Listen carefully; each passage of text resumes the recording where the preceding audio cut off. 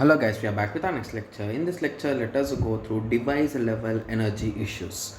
Okay, so basically whenever an IoT device is being used, so it needs electricity or any kind of battery charge, right? Yes, so in simple words you can say electricity. So it needs, right? Yes. So basically how you are going to store it and how you are going to utilize it in a proper way, because IoT devices are, we will be using multiple sensors and all those things. Even though they take very less amount of electricity, but those batteries or those power cables should be maintained in a proper way so that there will be no issues, right? Yes. So one of the essential challenge in IoT is how to interconnect things in an interoperable way while taking into account the energy constraints, knowing that the communication is the most energy consuming task on the device. So even though that particular task might require more energy, we need to give it because that's our requirement. Yes. Okay, similarly power consumption reduction of an RF full receiver can be receptive. So basically using these things you can reduce the power consumption also, it seems. Okay, cable powered device are not expected to be valid option for IoT devices as they are difficult and costly to deploy. So whatever, if it is a type of charger, you need to connect it to the power supply all the time. So in that situation it is not a good idea, right? So it's not a good idea. Okay, similarly battery replacement in devices are either impractical or very costly in many IoT deployments. So basically here, whenever you want to build a device and you want to be it as small as possible, in that situation you made a small device, guys. Okay, and you made a small battery for it so that it is having some energy, right? So it's having some power. Okay, so now if you want to replace it, the battery, it will be a bit hectic, right?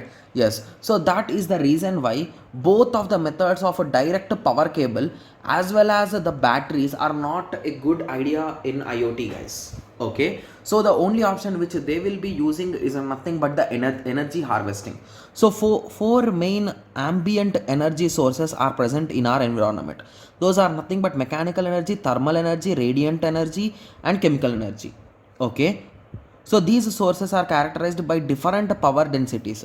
Okay, so energy harvesting must be chosen according to the local environment. For outside or luminous indoor environment, solar energy harvesting is most appropriate solution. In the closest environment, thermal. Okay, yes. So here it is indirectly saying that instead of storing batteries or replacing batteries, what if we create something which generates electricity for itself and stores it? Like the best example for it will be your solar panels, guys. So basically solar panels will be collecting the observing the sunlight and they will be generating the electricity, right? So in the same way you will be doing something. Okay, so that something is nothing but the ambient energy which we will be collecting from the sunlight only. Okay, yes. So by collecting that you will be generating your electricity. Okay, yes. So I hope everyone got some basic idea. So in the other PDF we got multiple diagrams, guys. Okay, so I tried to understand but I did not got any clear idea about this diagram. So if you are having any idea, please go through it once, guys. Okay, yes. So I hope everyone is now clear with this unit. So we are done with the first unit, guys. I do know that I did not explain in that much detail, so I just gave you an overview. Okay, yes. So I hope everyone got some basic idea at least about the topics, right? Yes. So in the next lecture we will be starting the second unit, and most of the part of the second unit has already been covered, guys. So I'll be just introducing all those topics in the next lecture, and after that I'll be linking the previous videos in the playlist directly so you can watch them. Okay, yes. So let us meet in the next lecture. Thank you. Thanks for watching.